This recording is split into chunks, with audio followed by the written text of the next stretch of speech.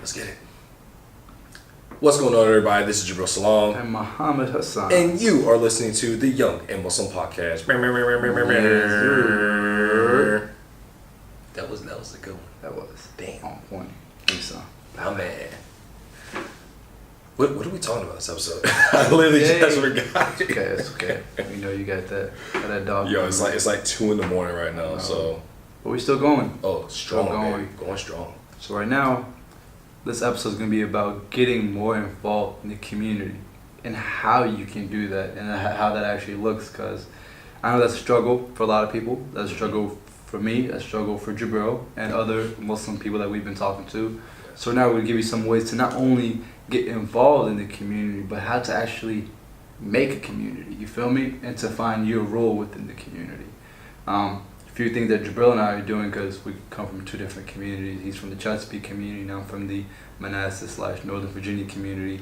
But what we're doing together, one thing that we did to help bring community together and the Muslim brothers and sisters in the area is starting this podcast. Yeah. You know, starting the Young and Muslim Podcast, building our own sanctuary where people can come together and have a conversation about Islam, Allah subhanahu wa ta'ala, in a comfortable environment. That was always our goal. Another thing that we've done is we've been having events. Yep. You know, we presented our first event with the W.D. Muhammad. Yeah, W.D. Muhammad Philosophical Society. W.D. Muhammad Philosophical Society, which is Jibril's family and some of his counterparts who are running with that. And another thing that we're doing within the community is we are helping out in our local mosques. Yeah, I mean, we can go further than that. We started running Juma on our college campus because there wasn't a big Muslim influence. It was just you and me, and then we got a third Muslim to come on, which was my mom. She worked not too far away from us. We've done things where we've helped out with various events. Mm-hmm. I think that we've done a variety of community service with our local mosques. I think just being involved when there's events, being involved when, especially I know we talked about Ramadan Muslims, but being involved during Ramadan is very important. Being involved when Jummah comes, getting to know your imams, getting to know some of the youth leaders, getting to know some of the important sisters, just getting to know the people in whatever community you're around is vital. I think right now, let's kind of go back in time. Let's put together a quick timeline for all the listeners. So let's start in college. Mine starts first half. I'm talking about just between you and I. Oh, okay, I got you. Mine starts way before that. So you and I first met in college, freshman year, Yep. and after that we found out we were both Muslim, alhamdulillah. We all gave Ramadan struggles, high fives and everything. We were excited, and Ramadan came about, so we came together for the glorious month. And after that, we're like, okay, it's just us two. And then your parents started coming on. They're like, hey, you guys need to establish your own prayer service, because we used to go off campus to pray Jummah because we had nowhere to pray. Mm-hmm. We used to pray in our rooms, but we're like, we need somewhere else to pray. So we had a chapel. We had a chapel. Yeah, we were praying in a chapel. We were praying in a chapel, but we're like, okay, now let's establish Jummah. Let's get our own community here with our own Muslims that will come together and pray. So that's what we ended up doing. First thing that we did after we found a place that we can pray, we went ahead and talked to the chaplain to make sure that our time was secure to pray at that time, and that time was designated for Muslims all around the campus to come out. And he kind of made our job easier, because we're like, hey, look, can you give us a list of Muslims that go to the school? Yep. Because we're like, hey, instead of going out there fighting people to recruit, just give us the names and we can kind of go and handpick them one by one, which we eventually did. Yep. It was slow in the beginning. It was actually real slow, because it was myself, you, and then your mom, which started Jummah, and then your dad started coming. Then we had another 1 or 2 brothers from off campus coming on, which was awesome. But we're like, we can't depend on those people. They weren't consistent. They weren't consistent, but they weren't part of our community. They weren't part of the Southern community, which was Virginia Wesleyan College, the college that we went to at that time. Mm-hmm. So like, we need to get our foundation strong before we have other people kind of coming on board too. Unfortunately, I don't think that's something that we were very successful at. After we left, it kind of just it didn't last. Mm-hmm. But while we were there, that was a contribution that we did make for 4 years. Yeah, for 4 years. 4 years. 4 years. That's what we did, and I mean, Allah subhanahu wa ta'ala will hopefully bless us for our contributions. But I mean, going forward, even after school, But wait, just stop right there. So Yeah. even though it wasn't successful, even Brother Shafiq said something about it today. He says, don't be a lousy Muslim at a job because that's what they'll remember. You know what I mean? Like the last Muslim was here was lousy and everything like that. So at our school, we left a benchmark in a way. We set a benchmark in a way because when the next person that come talk to the chaplain, like, hey, look, I'm Muslim. You know what I mean? I'm thinking about Yeah, Jummah. they kinda They're like, know what to do. You know what? We had two brothers here named Jabril Muhammad. They used to pray Jummah here. Where did they pray? They prayed here at the chapel. You feel me? What time they do exactly. it? Here's what they did. Here's what they needed. So we, whether we know it or not, we already paved the way. It's just a matter of time if people decide to go down that path. Yeah. You know? Look, I mean, one of my, I won't even say regrets. If I had the mindset I do now that I did then, I think we would have done a better job of making sure that we made it lasting. Yes. And we set a better foundation. Because I don't want to sugarcoat it as though like people are praying now that we're gone. Like it's not. That's not how it is. You feel me? So I definitely think we could have done a better job. So for anybody that is going to a school where there isn't an MSA or anything like that, we're not saying start an MSA, but start with the small things that you can do to influence. Like, leave your mark on whatever setting you're in, whatever environment you're in. I think the biggest thing is to just be unapologetically Muslim. Sisters, I went to school with a sister when she was there. She was always older than me, so we never saw each other. And we actually went to the same high school for not that long, like half a year. And she wore her qiyam and she wore hijab, so it was really cool because you got to see that. You got to see that firsthand. And her being unapologetically Muslim, she could have taken off her scarf okay, Dad, thanks for dropping me off to school, whip it off, and then blended in with everybody. But she purposely wore it. You know what I'm saying? She purposely dressed in hijab for that specific reason, to be unapologetically Muslim. So I think even starting at that level, even if you aren't the type of person to initiate, okay, let's do Jummah, let's start MSA. I think just being yourself and staying true to your faith is the first important step. Then, if you're in college, trying to set up some sort of community. So MSA, trying to make sure that if there isn't a mosque, that you guys are setting up, like you said, paving the way for those Muslims coming after you to say, all right, how do we establish prayer where we are? Because the Prophet, peace and prayers be upon him, said, establish prayer where you are. Yes. You shouldn't have to travel 20 miles to go to a mosque just because it's a mosque. You can pray. We've literally done Jummah prayers outside underneath a tree. Yep. And it's beautiful. You feel me? And that was from 2010 to 2014 that we did that at Dawah Wesleyan, 2013 at Virginia Wesleyan College. And then when we both graduated, we were physically in two different locations. You went back home, I went back home, which, Norfolk, Virginia, Southern Virginia, and then I went up to Northern Virginia. But what other ways were we able to still keep the community? What else did we do to kind of make sure that we were involved? At that point, I think you were more involved in your community because that's where you were at that time. Yeah, and I've always been pretty involved in my community just because the community is super small. And from a very young age, I'm talking like toddler age, my parents have been basically the mantelpiece, they've been the centerpiece of our community. My dad started out as the imam, and then my mom, and being the treasurer, and then we just building a small organization to help run a community. And it's always remained small because people come and go, and it's always been a struggle, And I think my involvement just at the beginning was just being there, just being a child, just being that representation, right? And then it started out when I go to school, I was unapologetically Muslim my whole life, being the only Muslim kid that I was supposed to be that representation, and that weighed on me because I was like, you know what, no matter what happens, I'm never going to shy away from being Muslim. And I think for anybody, if you're trying to be more involved in your community, that's the first thing you have to do is that you have to make sure that you're representing your faith proudly, and you're not trying to shy away from it. So that was a very big part of my involvement. But any event we had, whether it was Clean the Bay Day, or if it was Arbor Day, or if it was Adopt a Highway, if it was participating in any Id events, helping build what need to be built. I remember we had a United Id where we had different communities from all over the Hampton Roads come together and have a huge Id. It was so much fun. Actually, dudes that we met in college, I had actually like Najib and Tamim, I had already met them like 2 years prior to that, right? So I thought that was pretty cool. I think stuff like that is important, you know, to just try and be involved in the community so that whenever there's, no matter what masjid you go to, just look, usually they have some sort of chart or there's some sort of email list. You either opt in, you say, hey, like, how can I get more involved? They got the Facebook pages now. They post on social media when Yeah, they're exactly. volunteering. The sources are there. There's a way for you to know what's going on. So it's best for you to just ask, like, you know what, we went out to eat tonight for my dad's birthday. Happy birthday, Pops.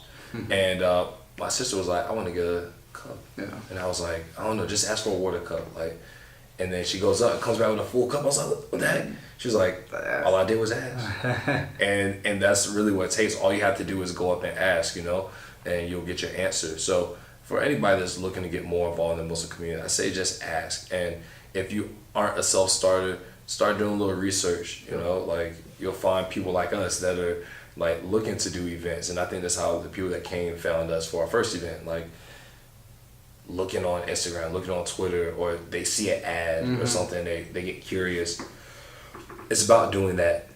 It's about actively seeking involvement.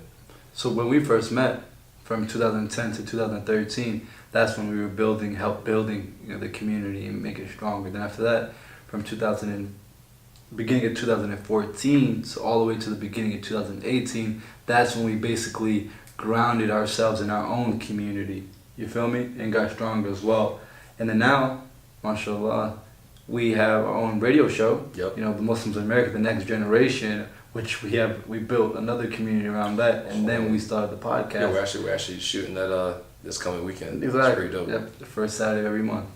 Facebook Live. The Young and Muslim. No, I say Young and Muslim. Everything's Young and Muslim now. Muslims in America, the next generation. Yeah. But what I meant to say was that, so we did that, we're doing this, and now we're going to start hosting events. Exactly. You feel me? Yeah. And then we're going to get connected with what? Local mosques. Then we're going to get connected with what? Local Muslim business owners. Then connected with what? Local Muslim professionals, you know? Organizations. So it's, at the end of the day, what's that one focal point? Is Allah, you know? Allah subhanahu wa ta'ala in the deen, Islam, that's what's keeping us together. So the hard thing for me right now is to find your place within the community. One is that you have to feel like you belong there. And that sometimes it takes time. Absolutely. You know, absolutely. Just make sure you're trying out different mosques and figure out who's running it, because some places you might like, some places you might not like. You know, don't just be stuck there because it's the closest one. It's the nearest mosque, you know, to your home. Even though that's what you're supposed to do. If you find that's another 2-3 minutes away or whatever, just go to there, check out what they're doing. But you have to talk, you have to speak up. That's one thing that your dad used to tell me. You can't just come to Jummah, sit and just leave and not say nothing. Burns on your butt. Yeah, man, because if you don't show interest, nobody's gonna ever know. Exactly. And then you go out like, oh man, it's hard to get involved in my community. Nobody ever tells me about anything. Well, you never ask. Exactly. Look, I also think that, you know, you say the mosque, but the mosque isn't what's important. Like, a mosque is a building. A masjid is just a building, right? My dad told me something a couple weeks ago. He was like, the Muslim that is out doing dawah and he's actually actively engaged with the people is much better than the Muslim that sits in the mosque and prays all day, right? And what that means is like, yo, it's better for you to be out trying to engage with people, trying to talk to people, trying to ask them questions about how they live and their lifestyle, and inviting them to learn more about Islam than to sit in the mosque and talk to brothers all day that already accepted Islam. Yeah, that's why they're there. Exactly. So I think that it's better for us to go out and to set parameters of what we want to accomplish and try and do just that. Like, if your goal is to establish more youth in the community, so start a podcast and start doing events that are for young Muslims. If your goal is to start communicating with convicts that convert and then they get released from prison, start a mentorship group for young converts. Like that's something my parents have done, right? Go to jails, you talk to people that converted, and then when they get out, you give them somewhere to go and they feel a part of a community already. You want to talk to reverts, converts, you say, hey, listen, like this is a group strictly for that. Like this is where we want you guys to feel welcome. Come in, let's talk, and let's make you feel at home. That way, when you fully feel like you're embracing the religion, the deen, you don't feel out of place. Yep. And so I think what our role is doing it for the young people, because right now young people are kind of like in this weird limbo area where it's like, it's like either when you go to a mosque, either there's kids or there's parents with kids or they're super old. There is no, you don't see young people our age just at the mosque. Yeah. And so that's our goal, right? Mm-hmm. You have to find out what your goal is and community engagement. Now, if you don't have a goal, start at the mosque. Say, hey, listen, like, how can I get involved? What are some things that you guys do that I can help out with? If that means you just help and serve food, help serve food. That means you help put up tables. It's basic. You can understand what I'm saying. You have to do the first things first. You got to start at the basics of community involvement, meaning put your name on the sign-up sheet if there is one. Go and talk to the treasurer. Go and talk to the local imam and introduce yourself. Just say, hey, like, I want to help out as best I can. Are you guys doing camps? Can I be a camp counselor? My mom just finished up a camp, a youth Muslim scholars camp. It's like, listen, maybe you can be a mentor. It's not hard. Nope. It's just stop being lazy. Simple as that. I mean, I'll definitely agree. One thing that I love that you said is that all the involvement doesn't have to be in the mosque, and then that's what a lot of people think. I need to start at a mosque. You can just start at home, whether it's just starting a YouTube channel, starting a podcast, or just putting up positive content online on social media. That's another way people grow their community. You feel me? They're a social community. Yeah. You build a social community, and you teach people the way of the sunnah of the Rasul, peace and praise be upon him. And when you do that, you're curating a circle of just great individuals, because you become an influence in a way that's positive and impactful. And the best thing that anybody can do is teach somebody else about the teachings, you feel me, of the Quran and everything like that. So that's so powerful. But people get it twisted, because when they think about, I need to give dawah, the first thing they think about is sending people to the mosque. Some people aren't comfortable going to the mosque and everything like that. They're not there, but they might be comfortable sitting at their house watching your YouTube video. You know what I mean? Yeah, exactly. They might be comfortable, because right now it's more of a lot of people now, it's more of a private experience than the public experience, because they feel like in the public setting, they feel like they're going to be judged because they're not at the mosque every day. They might come once a year, and then people get on them about they that. Look at them a certain sort of way. Yeah, exactly. But it's like, okay, well, I came last year, but y'all gave me that same look, so that's why I haven't been back. You feel me? And it kind of sucks that your own people are kind of shying you away from there, but it happens. So if whatever platform that you're on, just know that you have a voice and that somebody's listening. If you got one or two listeners, somebody's listening. That's a community. You feel me? That's dawah. That's dawah. All it takes is just that one person. So make sure when you talk about something, be very, very passionate about it, and just know that somebody's listening, and you don't know how they could affect their lives. So, I mean, it's easy if you really think about it, to go out there and be a part of something. But first things first, you gotta want to do it and actually start doing it. So you can start from anywhere. Start simple. Yeah, I mean that's the basics of it, and that's really it, man. Yeah. Just want the involvement and get involved. Step by step too. It's a long process. This podcast right here took us how many years of you and I coming together, and even though we weren't thinking about this podcast, but we think about other ventures, what we can do in the future. Listen, once you put your mind to it, just do it. Yes. Like, plain and simple. Don't wait. Don't plan forever. Yeah, like, listen, when we conceptualized this podcast, it was right after we had landed the radio show, but we realized with the radio show we weren't going to get the same amount of engagement we would if we were able to build out our audience ourselves. Yep. So we said, let's start a podcast. And literally within 2 weeks, we had all the equipment. Mo had learned how to edit on the software, Yep. right? We had a couple of hiccups. We met up once before, and then we start recording. Literally 2 weeks after we got the equipment, and right before we got the equipment, it was less than a month that we said, "Yo, let's do Younger Muslim." Boom. Was out. We didn't even have a logo. We didn't have anything, logos, nothing. Don't worry about any of that stuff. Make sure you have the equipment you need to be able to do what you need to do. So if you say, you know what, I want to help be involved in my community or in the Ummah by clean up trash from the playground, then you do that. Do it well. Do it well. Right? Yeah. But what do you need? You might need like the little tongs or something like that. Yeah. You might need the nail, the stick with the nail at the bottom to get the trash. And that's it. Like it's basic. Like sometimes you don't need all the fancy stuff to start. Like we got all this equipment, but honestly we could have used our phone, you know, and the phone would have worked out for us perfectly. But alhamdulillah, I think we were blessed with the equipment that we have right now. So I'm not complaining about it. I'm just saying you can start. Use what you have. Exactly. And from there get involved at the most minute way and build up from there. So you don't have to be Superman. Even the smallest of ants can lift the heaviest of burdens from somebody. I just came up with that. Confucius, baby. Yeah, we can tell. Yep, I know. I'm tired. All right, look, Mo.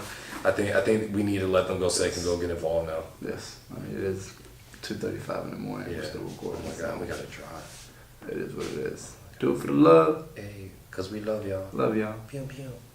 So we gonna end it with the co-hosts Oh, Asalaamu Alakum. and Muhammad Hassan. You're listening to the Young Muslim Podcast. We hit you with the greetings of peace. Asalaamu Walaikum. Peace.